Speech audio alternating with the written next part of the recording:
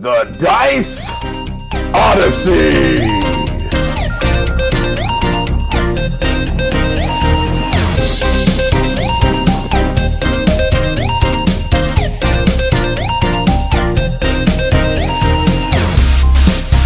Hey there, folks. Welcome to the Dice Odyssey. I'm Kas. I'm Bryan. And we're here today to bring you a Kickstarter preview / review, I guess, of Monster Trap. Now, this game is done by a man named Ben Burns, and it's New Comet Games. This game's going to be releasing sometime in the next month, I believe he said, in May. So understand, anything we show you today, it's going to be a pre-production copy. It's not going to actually be final form. So one cool thing we were able to do in this review, just to begin with, is we actually got Brian's children involved, his two little girls, and his wife as well. So, yeah. I mean, this is a family game. It's a cooperative family game, and what we're going to do is get you over to the table, kind of show you how the game looks, and also a little bit of how it plays, and we'll give you kind of our final thoughts.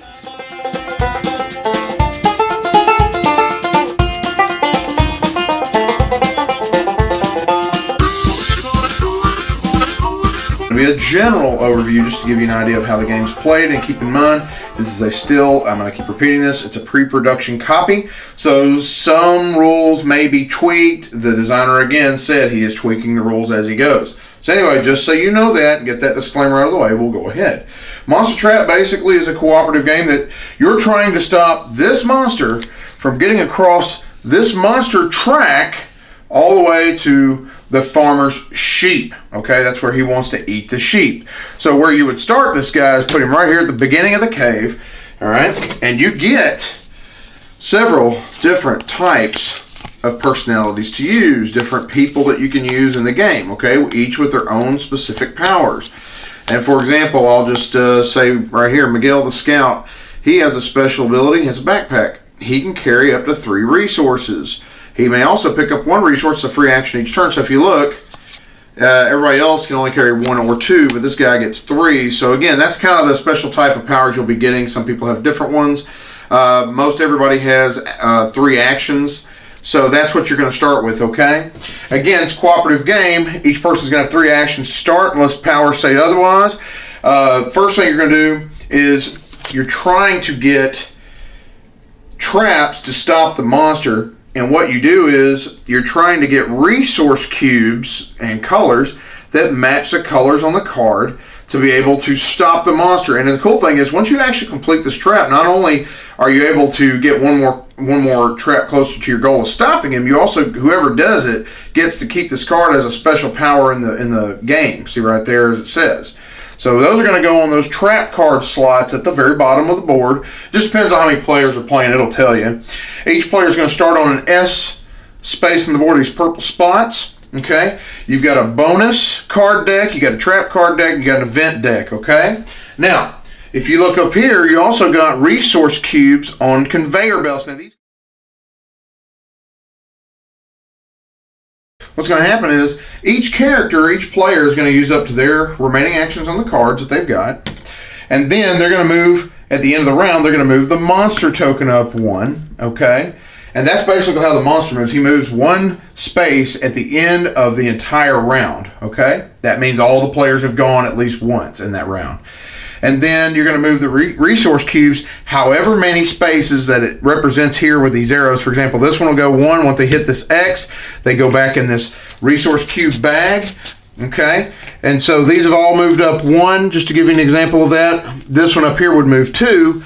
And now what you're going to do is replace 1 at the beginning of that track. Again, this is how you replenish your resources at the end. And a general idea of a turn might look like this. Okay, like this girl here, let's say she uses 3 actions. She's going to move 1 space as 1 action. Well, what does this trap card need? Okay, trap card needs 2 red, 2 yellow, and it looks like a blue. So what we're going to do is she's going to go, okay, I'm going to take a red and a blue. And now what she does is she's actually going to add that to her player sheet, okay? That's kind of like her area to keep things on. And what she's trying to do now is make her way over to where that trap card is. And as you notice, it says it right here. It's connected to that particular one that says trap on it. She's going to want to, once she gets over there and gets, you know, more turns in, get next to that, and she's trying to add these cubes to that trap card to complete the trap, okay? Now, she could easily come up and hand the cubes off to someone else. You can give, take, things like that. Again, you're cooperating. But once you get all the cubes on this trap card, this trap is now considered activated, and when the monster actually hits the word trap here, that trap has gone off and that trap is now closed, and you get to keep that card, okay? Now, depending on how many players in the game, you may only have to do 1, 2, 3, or all 4 traps. It just depends on how many players. Once a player has exhausted their turns in turn, what's going to happen is they're going to go through a sequence of steps. For example, they're going to draw an event card, okay? And what it says is it's got a number 3 at the top, and the events typically are not always good. All players lose 1 resource. Players pick which resource to lose. So that's not great. But the good thing is if nobody is on the number 3 on the board, which, by the way, these cards are represented by little numbered spots on the board. So if it comes out and this card has, like, say, for example, a 3 on it, right? And if somebody's on that 3, this card fires. If it does not fire. But the other thing you can do, what it will do if it doesn't fire, is you put a bonus token on that spot on the board, whichever number that card was, okay? Now that card's going to go back in the deck underneath, right? But here's the cool thing. Let's say we go through another turn. I got that little bonus token there. We go through another turn, and, you know, somebody ends up triggering another, well, you know, that we have to draw another event card, and oh, by the way, it's a 3 again. Now, it could be any number. It could be a 5, it could be a 4, it could be any number represented on the board, but right now it's a 3. Hey, nothing happens anyway, but here's the cool thing. Let's say that somebody had made their way, it doesn't matter who it is, over to that 3 because they want that bonus token. See, this is where the pressure luck comes in. You want that bonus token because generally the bonus cards are good for you. And you run the risk of, if that event card fires, you know, hey, it could have nothing happening, but it could have something happening. But the fact is, you went over there and you got that bonus token now. If you end your turn on it, that goes into your pile, and this bonus card now goes into your possession. And check it out. You can actually hold on to this and use it at any point in the game. Use one action to place a resource you have on any trap in play. So see, there's a little bit of push your luck to do that. Again, you're running the risk of doing that, but that's kind of how the game is played, okay? Once all the traps have been laid and fired that you need to stop the monster, the players win.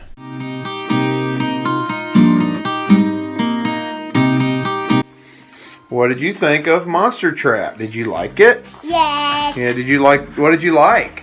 I was putting the blocks down. I liked that. You like putting the blocks out? You like the cubes there? You talking about these? Uh-huh. Okay. Addie, what did you think? Did you like it? Huh? I liked it. You did? Were you interested the whole time? Great. Awesome. Theme's cute.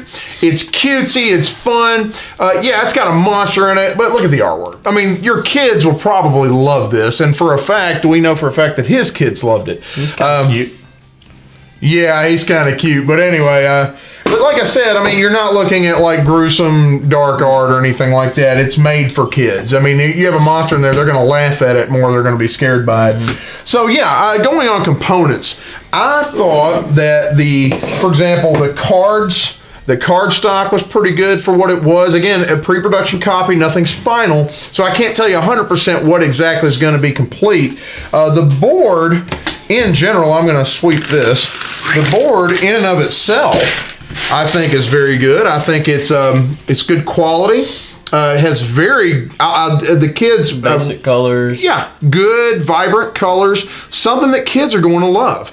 I do think that, in general, if you're talking about the cards in general, like for example, they're simple in terms of artwork. There's no artwork per se to speak of on the cards. They're not made for that. They're not made to wow you. They're just there to tell you what they say. Trap cards, you're gonna have. You got the trap cards do. Yeah, that's the one caveat. The other ones aren't.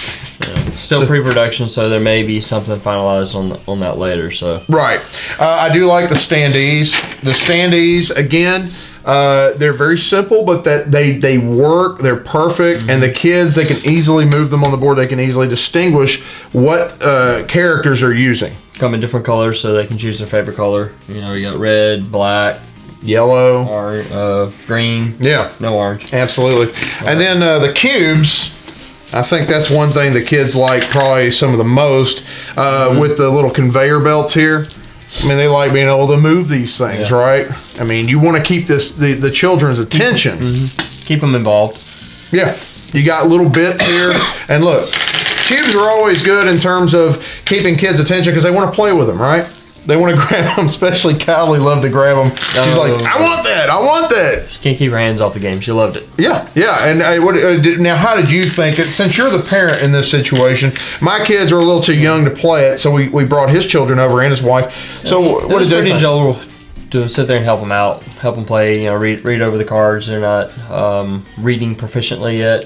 Some of the words are on here a little, big form, like special, eager, So, I mean, you do have to kind of encourage them and help them out through there. So, I mean, it is a good teaching game. Help them out in school, if you're homeschool or if you send them to school, however whatever you do there.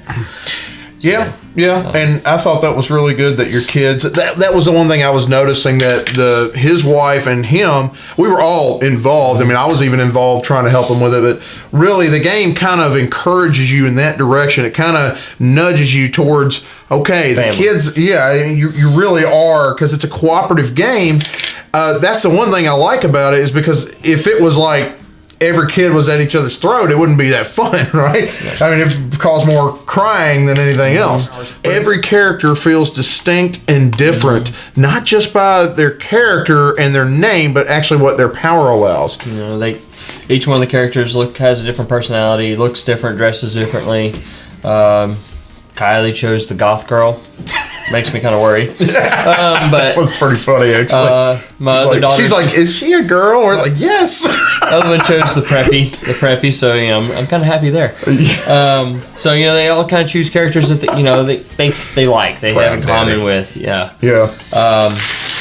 There's a dog in here, which I thought was kind of cool. Most games, if they include a bunch of any game with a dog's awesome. I mean, you throw a dog in there. I mean, that's cool. Especially for the kids and for the adults, because I mean, he was like, "Oh, ruff, ruff, I get to do this." You can role play it a little bit. The other thing I did like was you've got event cards that can possibly hurt you a little bit in this game.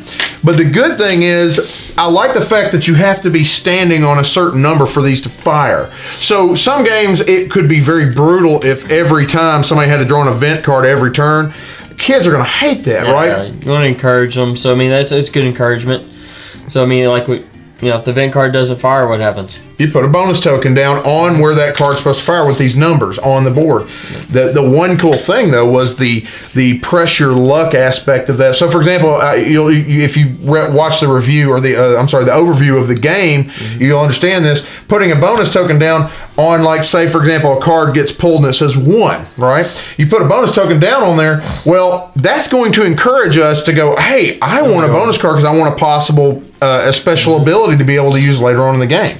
But if you're standing there and you've taken this token, let's say it was your last movement action, you took the token, you run the risk of that event card, the next one being pulled on you, and it has, like, say, a 1 again. That could be a bad thing. So you're pressing your luck. You're hoping that event card doesn't fire on the number that you land on. So that's another really cool aspect of the game that I like. Teaches them a little bit about cause and effect. Absolutely. And, I mean, in today's world, we have to know there's consequences, right? It's the unbendable law. Every action has an equal and opposite reaction. Yeah, absolutely. I also like one other thing on this was the fact that the conveyor belts, I like the fact that there's 2 different sets of them. One of them moves faster than the other. And so it makes you think, okay, where do I need to be on the game? A little bit of strategy added in there. How do I pass off resources to other people? The parents were trying to figure out how to help their kids to do that, And so, in general, like I said, it's not a game that I'm going to run to as an adult normally, but because I have kids, which is what it's designed for, it's something to go with. Right, and he and his family, they said they'd be happy to play this sometime again. And again, the more you play it, the more kids are going to grasp it, and then maybe they're going to ask for it on their own and say, "Hey, I really love this game. I want to play it on my own, Daddy." I do like that it's for 1 to 6 players, which means kid can play it by himself. Which, I mean, I'd have to read the rules for the one player, but I have several nieces. And this would be a good game to have at the house to play with. Yeah. I got 6 nieces. I got 6 total girls that come over to my house at a time. Yeah, he does. Actually, 5 that are actually going to be able to play it. But I mean, he's got a lot of little girls running around. I mean, kind of cool. They all get together and they can help each other play it. If the parents weren't involved in it, teaches cooperation, man. I mean, they range from 5 all the way up to 8 years old, 8, 9 years old. So I mean, that'd be great for them to play. Yeah. So I mean, not just for adults to play, for other kids just to play with each other. What's the final review of this game for us? I mean, if I go by my beard rating system, which I keep on saying I got kinks in, baby face would be like lower than a 5. I'm still working this out, so don't nail me down on a number. A short beard would be like a 5 to a 6. It's okay. It's pretty good. So what's a goatee for you? I'm not going to go there. What about mutton chops? Oh my gosh. Stop making it more convoluted than it already is. 7 to 8 would be like a medium beard. Hey, I like it. It's pretty good. 9 to 10 ZZ Top, right? Wolverine beard. Currently, I think it's sitting around a medium beard. Probably closer to a 7 for me, which is good because again, it's a fun game if I'm playing with children. Let's just be honest. If I'm just playing with Brian, I'd feel weird, I'd be like, let's play out Pandemic if we want a cooperative game. This is where we're playing next week, game night. Yeah, right. Or Terraforming Mars. I'm not going to go there. But anyway, yeah, so that's kind of where I'm sitting. It's about a 7 or an 8, or about more like a 7 for me. But again, it's really going to be his thing because it's his kid. So what do you think? I'm going to give it 2 pigtails. Oh my gosh. We're going to go with 2 pigtails, being like 9 and 10 just because I have daughters. And, they really love the game. This is not really about what I think about it. This is about what the kids think. My kids love it. Absolutely. I mean, if I didn't like it, I wouldn't buy it to have at the house. So would you say this is a buy? When the finished copy comes out, I'd love to get a hold of it. Love to see the changes they've made to it. Love to see the new artwork if they've done any new artwork. I mean, love to play this with my kids. Take it over to their grandparents' house, let them play over there with the grandparents. Yeah. Yeah, I mean, this is a good game for kids. It builds teamwork. There's too many other games out there for kids that that pit wanting to tear down more than anything.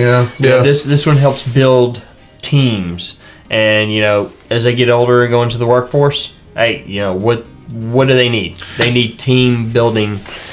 And you see how deep he just took this. So that means we have a happy customer on our hands. So yeah, I mean, that's going to be pretty much all for us at the Dice Odyssey. Thanks so much for watching the review. Again, this is kind of our kids' corner for the Dice Odyssey. We were trying to, we want to review games like this, but also we want to review games like this as well for children at times, to encourage families. Well, I would say we're going to build future board gamers. Yeah, that's Not right. just the adults, but we will start with the kids. Here. Yes, keep on preaching it, brother. Amen. So anyway, if you like this, please like and subscribe. If you want to keep seeing more videos of reviews in general, we would love for you to be a part of the action. We'd love to hear from you too. I mean, do you have kids? Do you think this might be something they would enjoy? A good cooperative game that's just lighthearted, simple, and it encourages the parents to help the children out, and vice versa. So anyway, leave us some comments down there about that. And again, thank you so much for watching. I'm Kas. I'm Bryan. And we appreciate you. You have a blessed day, and game away.